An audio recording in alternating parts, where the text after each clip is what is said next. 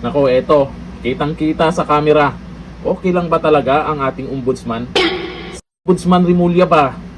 Nakita po sa camera kung anong nangyari na naman sa kanya.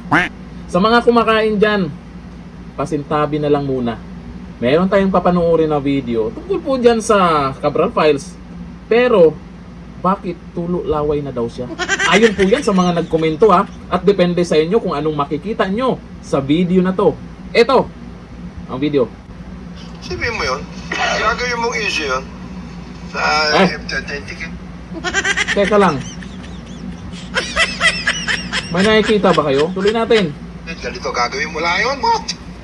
Alam mo, the document he got when Cabral was alive is not the same document as when she is dead already. Because just about it authenticated. This is Congressman So, irrelevant na yun. Irrelevant na yun. Irrelevant na yun. Sino matatayo? Unless he has other evidence to show that everything there is gospel truth. Eh, anong gagawin ko? Makikipagtalo ko sa walang basihan. Di ba? Mahirap yun, makikipagtalo ka. Naghahanap ng atensyon eh. Oo. Di, huwag mo bigay yung atensyon, di ba? Naghahanap ng atensyon para kakagat ka ba? Pag pinakagat ka. Kasi marami siya ibang problema eh. Yung prangkisa niya, iniimbestiga na ngayon eh. Oo. Yung violation of franchise. Yung national Kasi franchise. dapat yan yung franchise, hindi mo nininegosyo. Eh, yung batang-bata ka, nininegosyo mo yung franchise. Wala ka ba kahihiyan? Anong klaseng tao yan? Anong klaseng Pilipino yan? Di ba? National franchise. National franchise yun. Renewable energy critical to the national life. Tapos ganun lang. Na-flip. May benta mo, flip mo lang. Na-flip. Eh, nanay mo pa, senador? Ano na lang? Gusto nyo ibahin yung usapan? Yun ang pag-usapan muna natin. Ganyan ang ating ombudsman ha. Si Congressman Libiste ay may mga kini-question siya na bakit ganun daw yung franchise, pakpak ganun. Pero sa videong yan, nababasa ko po sa mga nagkomento, ay hindi na sila nakikinig kung ano yung pinag-uusapan dyan. Paalala, importante yung pinag-usapan nila. Bakit naka-focus kayo doon sa patulo laway niya? Nakakadiri, di ba? Sabi ng iba, ganyan ba yung ombudsman natin? Bakit ganyan siya magsalita? Bakit ganyan yung galawan niya? Kasi tungkol po sa Cabral Files, ay kini-question nila tungkol po dyan.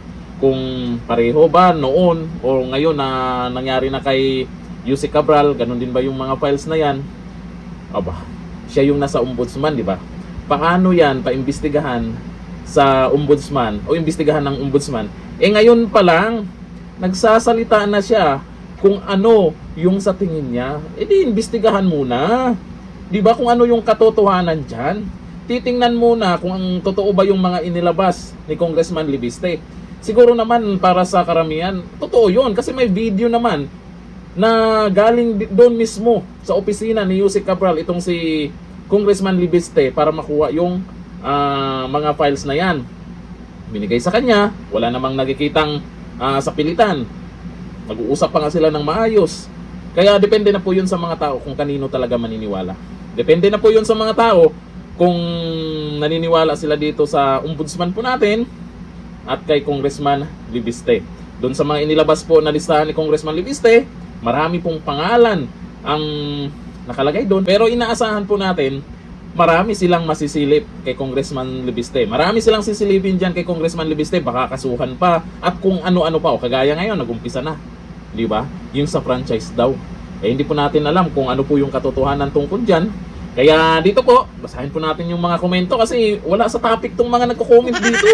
Imbis na makinig kayo, iba yung nakikita nyo. O eto, sabi po ni Jaime Evangelista, Yok! Kadiri. Kadordor daw, kadordor. O sabi ni Tasky Sumaliday, wala na yan.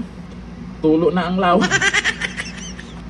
Sabi ni Jo Marie Goma Pailan, so yan ang ombudsman natin ngayon? Nakakadiri.